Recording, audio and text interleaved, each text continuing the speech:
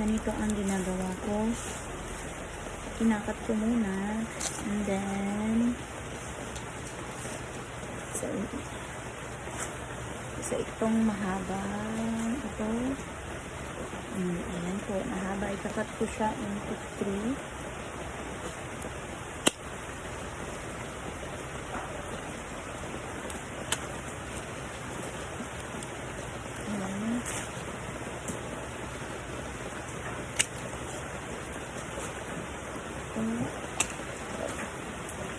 Ganito lang ako magtanim guys, talaga. Cut lang, and then pagkatapos ay itatanim ko na sila dito. Dito ko siya itatanim.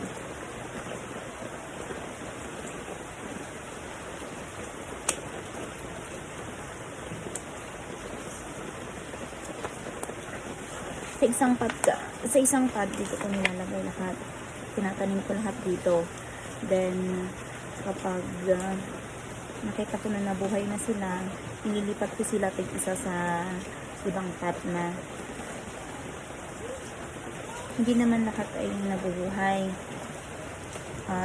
Pero 25%. Depende sa weather. Pero kapag malamig ang panahon, sure 100% mabubuhay sila.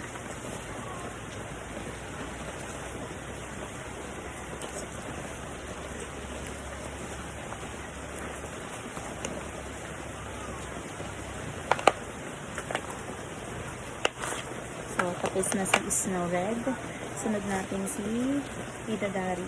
Sana may mabuhay dito kay Bidadari kasi isa pa lang yung kapatid ko na Bidadari. Sa totoo lang, ito yung pinakamahirap sa lahat na buhayin. Itong Bidadari. Oh, naputol pa.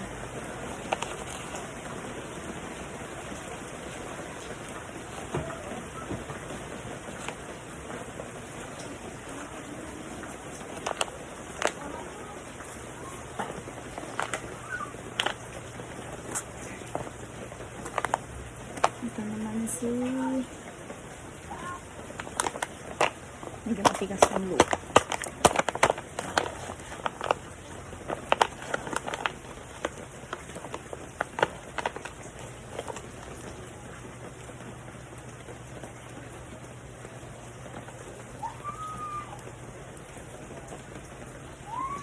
Lahat ito guys nabili ko noong pandemic.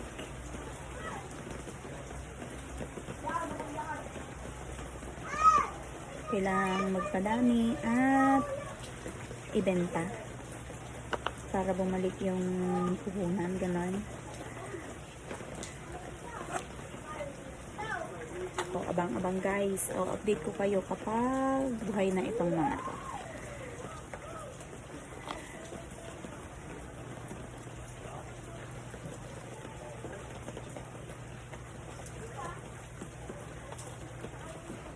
Nagtanim din ako kahapon pero hindi ko lang nabidyohan. Ang itinanim ko naman kahapon ay ano yun? Yung isa yung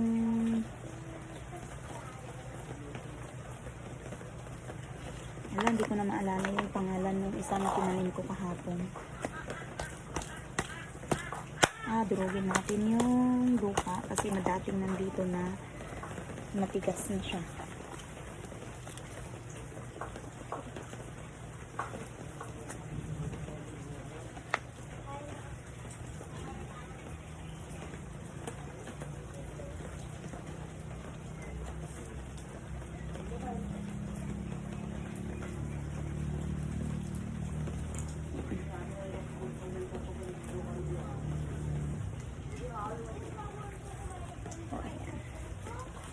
Ito na lang natira.